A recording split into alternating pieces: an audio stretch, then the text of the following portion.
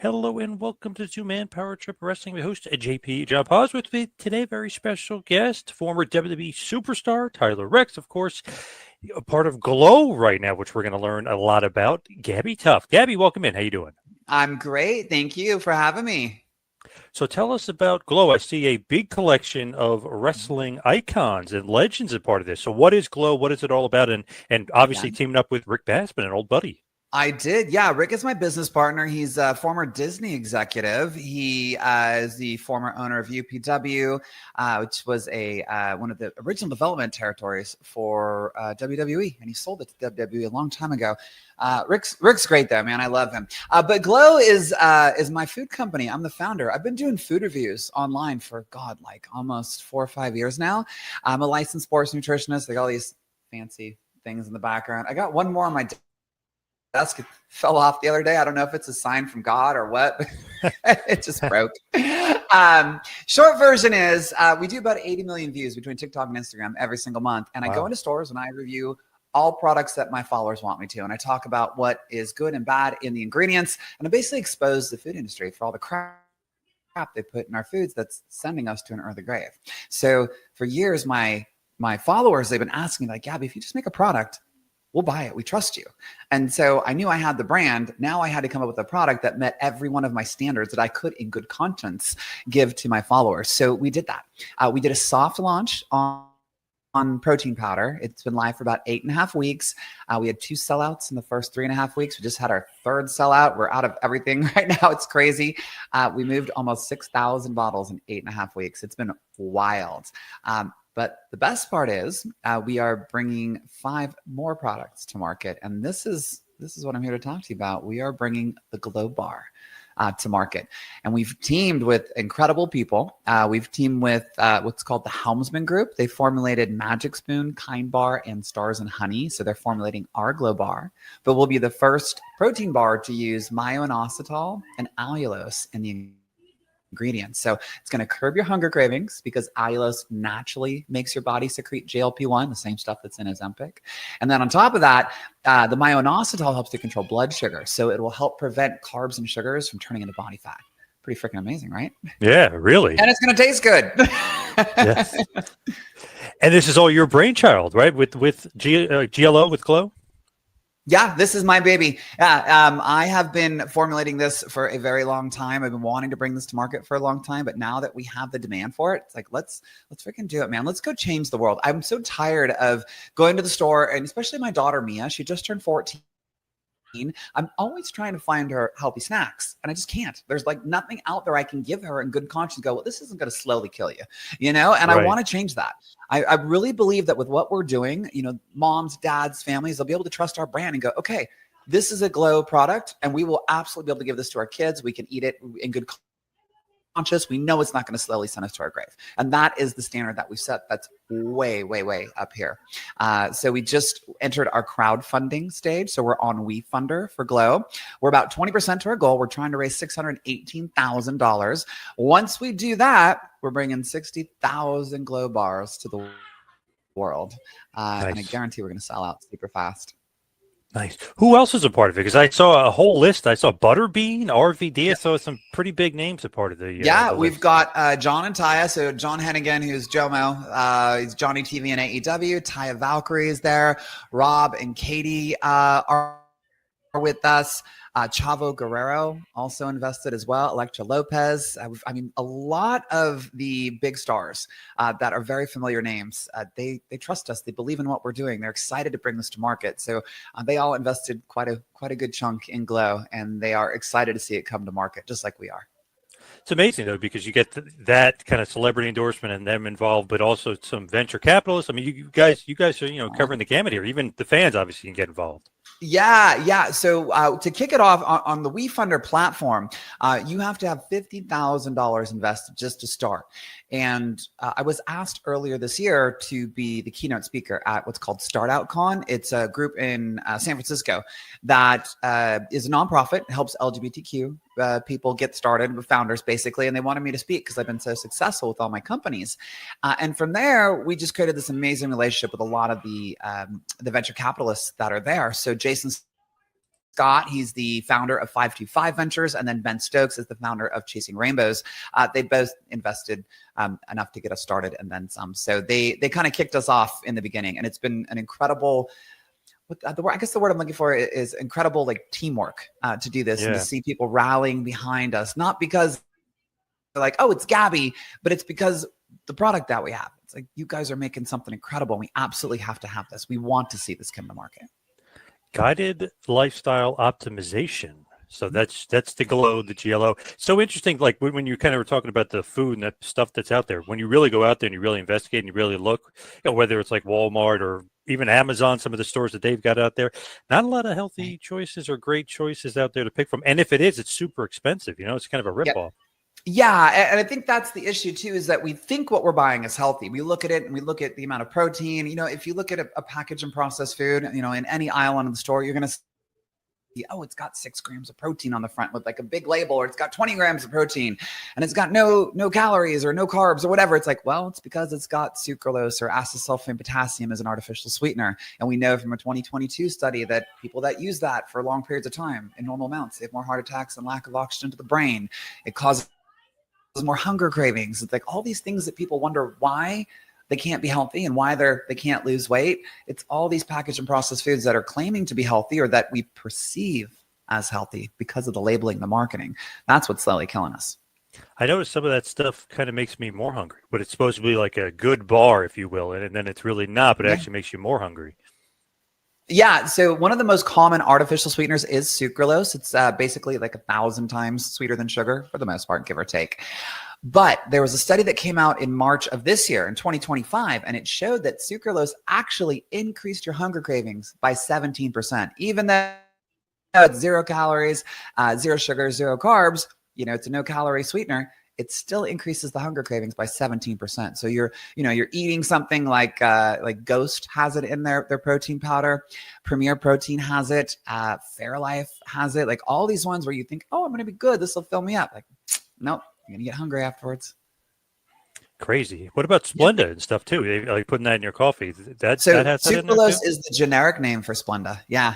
Oh, I thought. Yeah, so. Same stuff, man. And that's what people are dealing with. Sucralose is something different.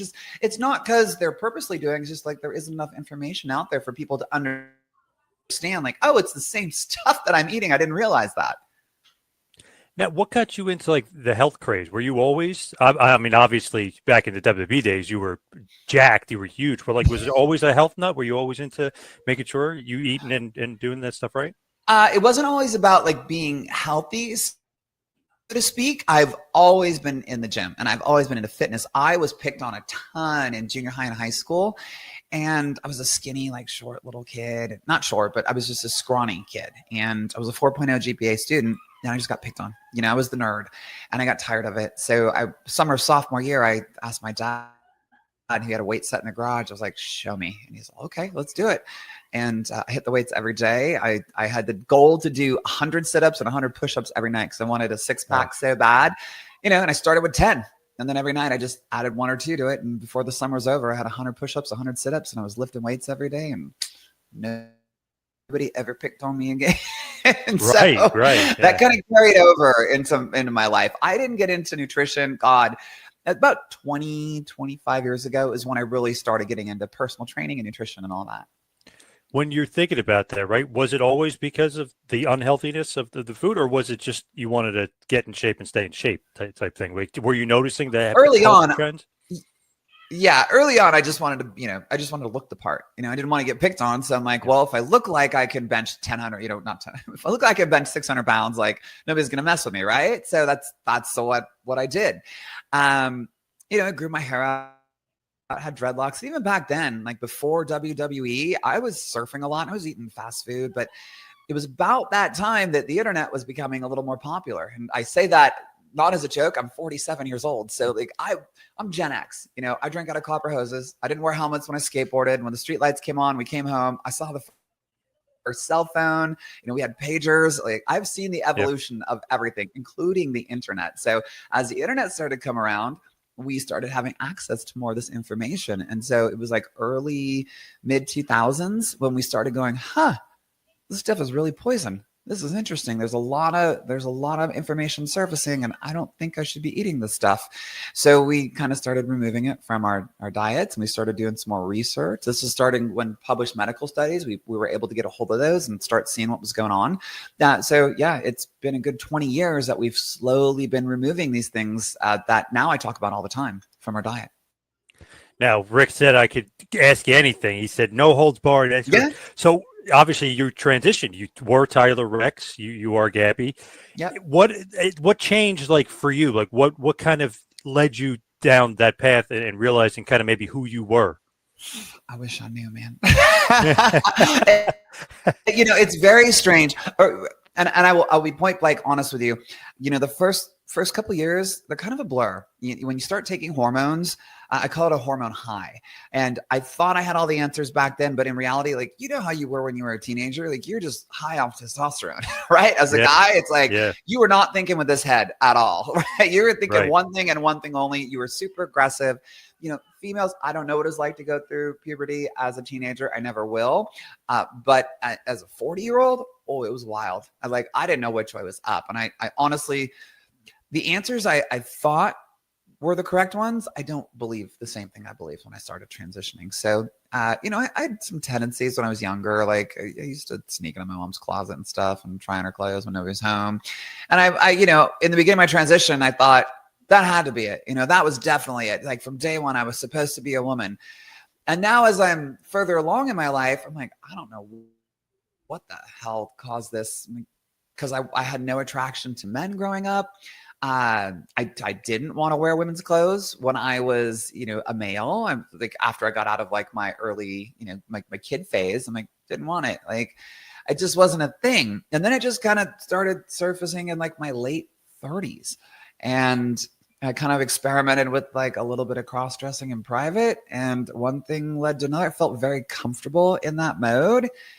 And it just kind of progressed. It was like a once in a while thing to like this is an everyday thing. And this is who I feel I'm supposed to be. But who the F knows, dude? Like maybe it's a trauma response. I have no idea. Like I have no idea. And I'll be at a point like everybody seems to go, oh, you were born this way, or this. I'm like, I don't know. I know I'm happy. I know I'm very happy right now. And I've never been happier. I went from being a really good looking dude all my life. And even like as a kid, I was told a very handsome child to a super ugly duckling during the transition to I'm somewhere comfortable with my skin right now as far as like what I want to look like. I don't think we're ever there, but I learned to be happy with who I am versus like what the outside is. And people will say, oh, but you're still getting cosmetic surgery. I'm like, yeah, I'm a work in progress, but I love me. And I'm happier than I ever been. My daughter loves me. I love her. We have a great family life. I'm divorced, but that was in the shitter anyway. I don't know if I can cuss on your podcast. Sorry. Sure. Yeah. That was in the crapper anyway. So it's like, it worked out for the best. As long as you're happy, right? I mean, that's the key. Yeah. Happy. I'm totally happy with my life. I honestly, John, I've never been happier. Wow, that's awesome. Happy and healthy. That's the two keys. Yeah, survived open heart surgery, so I'm good. Yeah, what happened with that? That was like an aneurysm. Like what happened with that? That's exactly what it was. So I don't know how many people can see it, but I do have the zipper scar from like here all the way down to here. My mom had the surgery a year before I did, and it's genetic. So Stanford told her, they said, hey, we need to get Gabbi tested. Well, it was Gabe back then. Like, we need to get Gabe tested. And I went in for tests, and they said, you're 1 millimeter away from where we'd have you in for surgery for the aneurysm. So basically, for those people that don't know, there's a aorta that's the biggest artery in your body that feeds out of the top of the heart, hooks a left turn at the top, and then feeds the rest of your body. As mine was coming out of my heart, it was blowing up like a water balloon, and it was going to burst. And so once that happens, you got like 3 to 6 minutes before you're dead. So that's what killed John Ritter from Three's Company. That's the one that just dropped him dead on set. Wow. So short version is, my surgeon was like one of the best in the world. He said, look, you can either get it done now and go back to living a normal life, or you can be a ticking time bomb. I'm like, oh, I'll get it done now. So they put me on the table. I was out for 8 or 8.5 hours, and they froze my body so my cells wouldn't die. They stopped my heart, deflated my lungs. They ran all my blood through this machine called perfusion. So it pumped oxygen in my blood. So I was like a brain for 8 hours. That's Wow. about it. Yeah. But I'm here. I've got back into wrestling. I doing everything I used to do. So I'm 100%. Wow, that's pretty scary. Oh my goodness. Yeah, very. It's like the light flashes before your eyes type thing. I mean, that's pretty I crazy. wish, everybody talks about that. I did not have that experience when I was out. No. I had a very different experience. It was like cold, dark. And if you've ever been in the deep end of a pool and you felt somebody pushing you down and the pressure of the water, I just kept feeling that. And I got to the point where it was so dark and so cold. I felt as if my light was just extinguishing. And at the moment where I was about to say, okay, it's over, like I consciously, I knew I was like dying. I'm like, I think it's over. I hear this voice go, cough. And I'm like, what? I open my eyes and they're yanking the tube out of my throat. And I just remember thinking, I made it. Wow. Yeah, wild, right? Holy crap. What year was that? That was 2019, July 2019. Wow. Oh, so way after the wrestling career. So this was. Oh yeah, long after. Interestingly enough, though, surgeon and Stanford says that consistent impact can accelerate an aneurysm. So it could have been wrestling that accelerated it. I think it's a combination of that and all the steroids I did for bodybuilding because my blood pressure was freaking high. I think it was a combo of all that. Steroids and too many bumps, basically. You're all of the above. Yeah, I mean, just the perfect storm of here you go. Let's kill you. Yeah, wrestling is kind of a dangerous business. A little risky business. Just slightly. I don't think people realize how dangerous it is. Do you miss it at all? Yes, I do. I mean, it's a love-hate relationship. I wake up every day in pain still. I haven't wrestled in 9 months. I hurt my foot. I tore some ligaments in my foot. I was working with a student. I'm the head coach I was the head coach over at AAPW. It's one of the largest wrestling schools here in Austin. Jordan Grace came from AAPW. And I had a new student in there and we went to lock up and I went to give him a boot and he's from an MMA background. So he checked me just out of instinct and I slammed the bottom of my foot into his knee and it just, everything moved and I couldn't walk after that. So I was out for a while. I got a hair transplant. So my hair was getting thin. So it's like, I've done some things. I've been out of the ring. I miss it when I get near it. And then if I get near it, it's like a drug. I have to do it. And as long as I'm like back here, I'm okay. But once I get close to a ring or I hear it or I smell it, I'm like, all right, out of my way, I'm getting in. Do you miss the WWE at all? Do you miss your time there? Yeah, I definitely miss performing in front of a crowd. I will tell you, it is so addictive. I guess I've always been one for the spotlight. And it's pretty obvious with my social media. I love it. I love my fans. I love my followers. I can't leave the house without getting stopped by somebody, which I love. I will always stop and take time to take a photo, to hear my fans and follower stories, because usually they're about how their life changes and how they've progressed in fitness and health. And it's a wonderful thing to know that I'm helping somebody with their life. But I love the spotlight. And in wrestling, it's you, another person, and like 10,000 people in an arena, millions on TV. There's nobody else. And you control that crowd, or you should be able to. If you can't, you should be in the business. Right. But I know when I came back the second time, when I came back as mother and I made that return, it clicked. It didn't click the first time around, but the second time the light bulb went off. And I knew exactly what I needed to do. I knew exactly who I needed to be. I knew the character mother and who she was. I wrote a whole lore on her so I would know in any situation, like what to say and why she did what she did. Not just what to say, but why she said it and why she would act the way she would and like what her goal was. And so that all translated into the ring. Everything that I wasn't sure how to do before, I just dedicated time. Like we would train 3 or 4 days a week at AAPW. And I would get there 3 hours early and I'd have a couple of guys show up. We would work for 3 hours straight with very little breaks in between. And it was just everything from like working on different holds, different maneuvers, different spots, doing man in the middle, doing Natty Neidhart's dungeon drills. I used to train with Natty over the summer. Many, many times I was at the dungeon. So I brought her stuff back and, it all clicked. And mother was a great character. I miss her a lot. She was something else. Do you follow like WWE currently though? Or are you still keeping up with the current product? Not in the last couple months. No, when I was ready to make my comeback, and I was ready to. And, I've been backstage at AEW several times. Went to several WWE live events. I was watching every product. I was spending hours, so I knew who every superstar was. I knew all their movesets.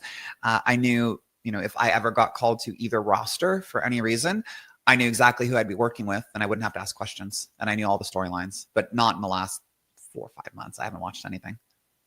I got to ask, since he's retiring coming up, I got to ask about John Cena.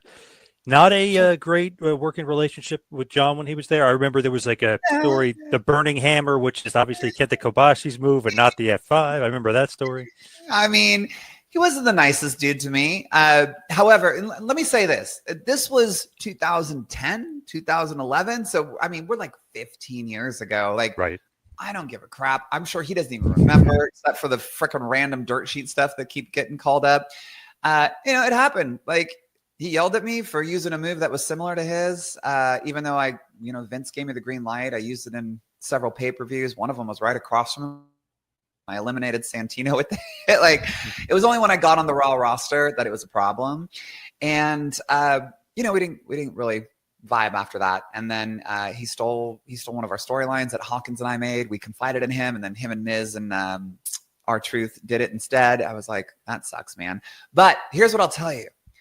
Knowing what I know now, I have no hard feelings towards him. It is a freaking business. And the reason he's on top is the reason he's on top.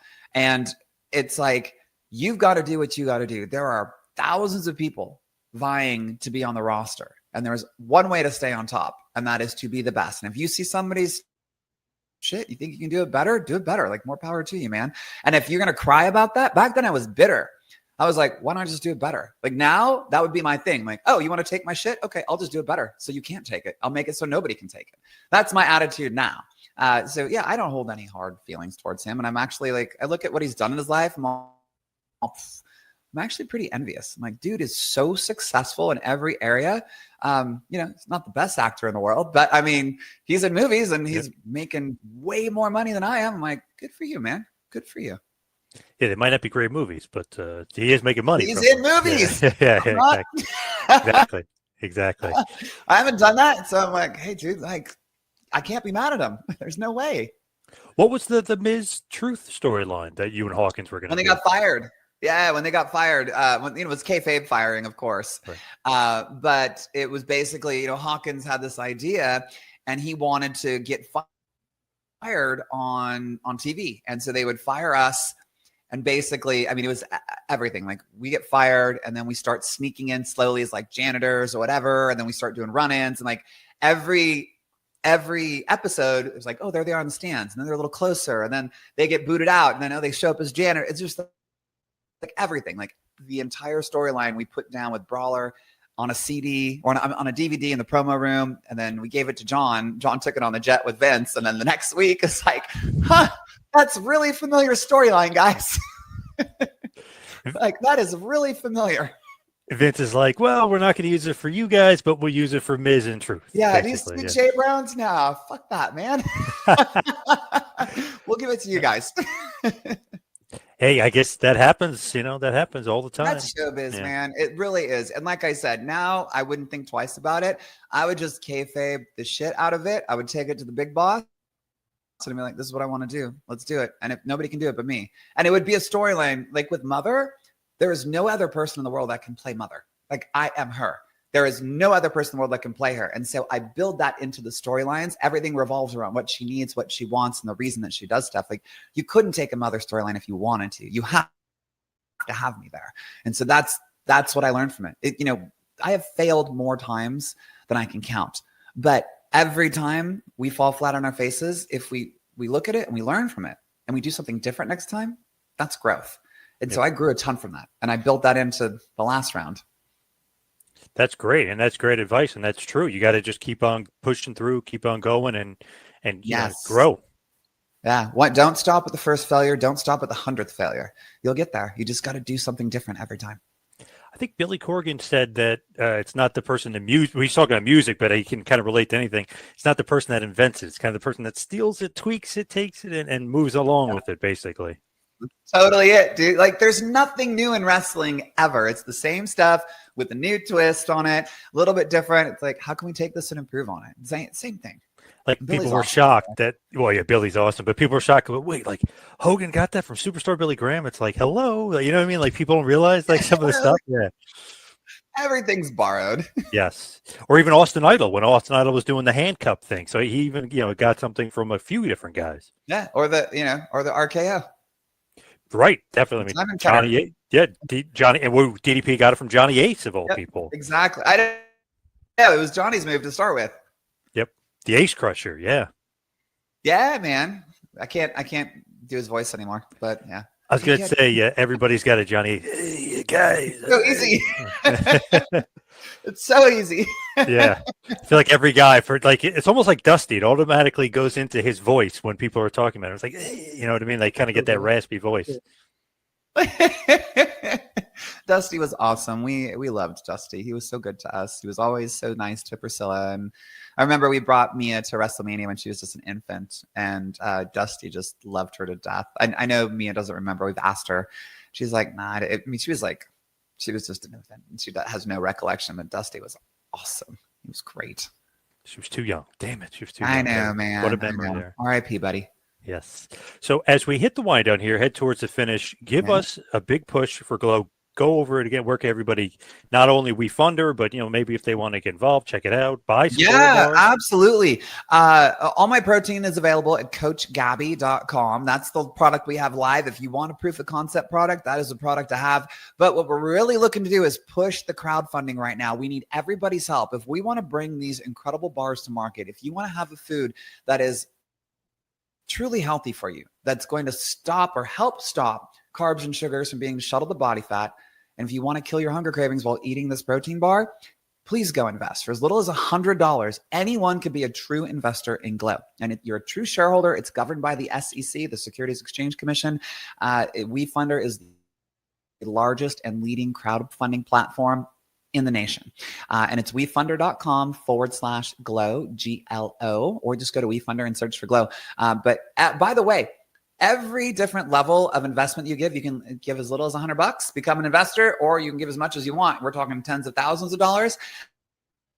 We have incredible perks for every tier, from being on our quarterly shareholders calls, where we're going to have people like John and Taya on the call. We'll have different celebrity guests along the way. Oh, also, God, how could I forget? Natalia Neidhart invested, just so you guys know. Who else did they? Yeah, Natty invested as well. But we'll have different celebrities along the way, and that'll be on our shareholder calls, and you guys get to be on the calls with them. At the highest level of perks, I will fly the investors out to one of two things. They have the option of either doing a day at Disneyland with me, because everybody knows I'm at Disney like every 6 weeks. I have an annual pass there. Nice. But we'll do a day at Disneyland with me, or we'll fly out to Austin. We'll do lunch with the investors that want to do that instead. And then Mia will be there. We'll make a TikTok and an Instagram video. We'll do a reel together, and everybody will be in that reel. So it'll be a really amazing top tier perk. So head on over WeFunder/GLO, GLO. What's next for GLO after that? Any big plans after that? God, yes. So it's a total of 5 products in addition to the protein that we have planned. Following the bar, we are going to do a ready-to-drink protein shake, so the RTDs. And we're also going to do, oh God, I've blanked. We're going to do energy drinks. And again, these are all similar ingredients, things that have never been done before. I can't talk about the energy drink too much because there is one more item in the energy drink. I just can't say too much. Like, honestly, it doesn't matter what's in it. It's just such a cool product. People buy it anyway, but I'm going to back it by having an amazingly healthy product inside of it. And I'll just leave it at that. We have the first true low carb bread as our 4th product. It is the first bread that has total carbs being super low, not net carbs, because net carbs are BS. And then we have donut holes coming too. I mean, we have an entire product line. We want to be the brand that families trust. Awesome. Love that. And where can everybody find and follow you as far as your social media? Oh, all my handles are Gabbi Tuft. Yep, that's it. TikTok at Gabbi Tuft, Instagram at Gabbi Tuft. X is a shit show, but I'm there. It's at Gabbi Tuft as well. Not a fan of X. Too much craziness going on. I know, right? Oh, and just another side note for a fun plug, Mickey Fitzpatrick, he's the lead makeup artist over at AEW. He's at WWE previously. Him and I started a podcast as well. We're 3 episodes deep. It's called Glam and Guts. So that's live on all podcast platforms and on YouTube too. But that's second. Do the WeFunder/GLO. All right. Awesome. Thank you so much, Gabbi. Thank you so much for the time. Really appreciate it. Pause. It was my pleasure. Thank you for having me.